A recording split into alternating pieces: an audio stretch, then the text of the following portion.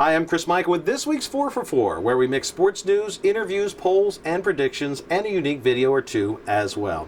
And I'm very proud to announce that our 4 for 4 has gotten so popular that the powers that be have decided to create an entirely new blogcast based on our winning ingredients here at the 4 for 4, but with entirely original content. And we have an exclusive preview of this new spin-off coming your way in just a few minutes. But first, this week's top sports stories. On this week's Sports Talk, we caught up with ESPN's Freddie Coleman and got his insights and predictions about the Colin Kaepernick saga. No, I don't think he's going to get an NFL job this season, and I know there are plenty of people that want to put me on the good chip lollipop when it comes to Colin Kaepernick being back in an NFL team. But the NFL owners and the commissioner, Roger Goodell, have made it very clear that the power resides with them, and they're never going to let any player or players believe they can be even near the line where they reside. And believe me, after everything that happened with Tom Brady, if they were able to find a way to suspend him for 4 games for something that a lot of guys have done in the NFL, past, present, and in the future, that was their way of saying, hey, we know where the power is, and we're going to make sure that you know it. To hear more of Freddie's insights, you can watch Sports Talk through RCN On Demand, hear the podcast on the RCN website at rcn.com/RCN-TV, or watch it on themorningcall.com. One of the biggest wins in high school football this past weekend was Easton's victory over Freedom, which featured Nate Nema making his varsity starting debut at quarterback. Yeah, my brother, he threw good passes. I was wide open. I enjoyed that. He did really good. I was surprised that he did that good. I thought he was nervous, but he did really good. We got pumped up. We were ready. We were not trying to lose. We wanted to win. Played hard as a team, as a family. I liked that. It was good. We gotta play hard during practice hard, and we're gonna hopefully do good next week. It feels really good. It just gives us confidence boost going into every game. We just got to keep going hard in practice. Yeah, really, I just see where Reynolds, my fullback, blocks. I just see where he blocks, and I go off the other end, and that's pretty much it. It's been really good. We just going hard. We've been flowing. Sometimes we're not picking it up, and then some games we pick it up, and then this is what we just did right now. In the second half, we came out a lot more confident. We knew that we were defending our home turf. We had a huge crowd, and we wanted to win for them. It was a great comeback win, and we played great defense in the second half.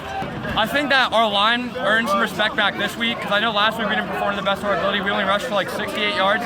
But this week, all of our running backs were doing well when they were touching the ball, and we want to keep that moving forward. I think that there's a lot that we need to work on, but I think that we're moving in the right direction. But Easton isn't the only team with some outstanding individual and team achievements. Parkland has started off the year 3-0, and Liberty is looking to get back on track this week with a game against Whitehall. We're filling gaps from last season at positions that we need to fill. Our coaches are doing a real good job getting us ready, and we're just doing our best to keep the intensity up and practicing as hard as we can.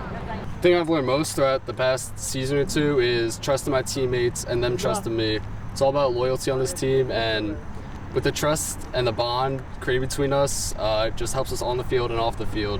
Makes us a better team as a whole. Personally, for us, I feel like the defensive back, we were very underrated, and we were considered very inexperienced. So I feel that we kind of proved ourselves. Easton is always one of the huge rivals every year for our football team, and unfortunately, we're not going up to Cottingham this year. We're going to be playing at our home field, so it's going to be a little different of a vibe since we've been playing at Cottingham for a little while now. And I think it's going to be a real good game. I think it's going to be a shootout.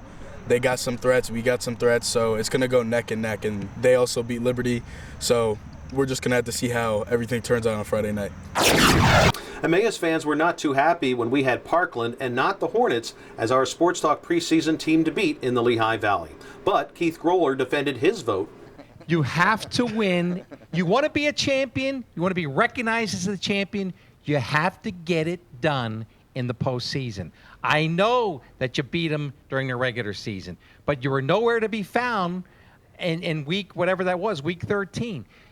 Look, you have a good football team, but you have to get it done in the postseason. Until you do, and I say this about some Colonial League people that have always clamored for respect, okay? You got to get it done in the postseason.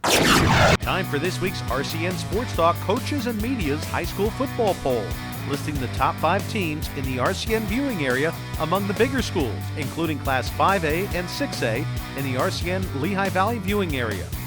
And here's a look at the top 4 teams in our smaller schools classification poll, featuring schools Class A through 4A. For more information on our polls and our voters, go to the SportsTalk shop at rcn.com/RCN-TV.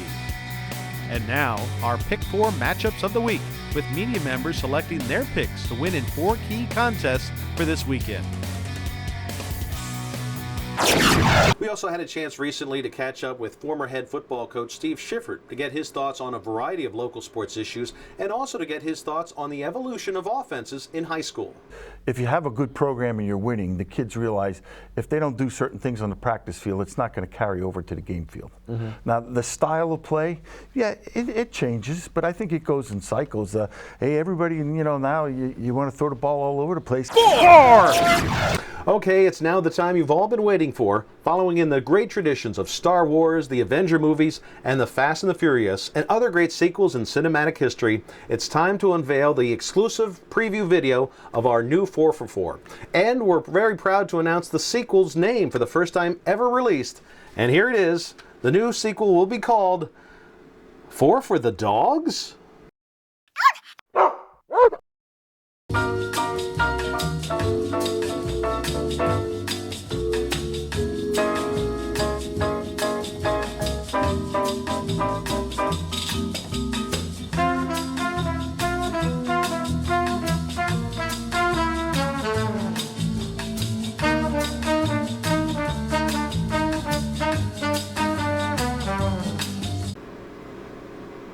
What the heck was that? I mean, really, who would watch something like that? Really, if you would have an opportunity to look at a cute, fuzzy, cuddly little puppy for 5 minutes, or look at me, which one would you pick? Don't answer that.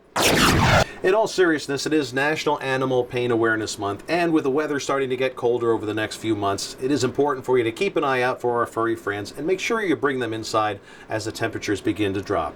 And of course, if you find it in your heart to do so, make sure you check out a local animal shelter and adopt a friendly dog or cat and make them a part of your family. And as always, we invite you to check out Sports Talk every Thursday on RCN-TV, when I'll be joined by legendary Keith Growler. Oh, come on now. That looks nothing like Growler.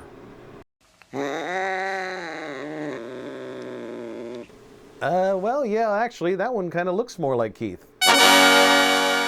Don't forget to catch Sports Talk live every Thursday at 7 p.m. on RCN-TV. Until next time, I'm Chris Michael.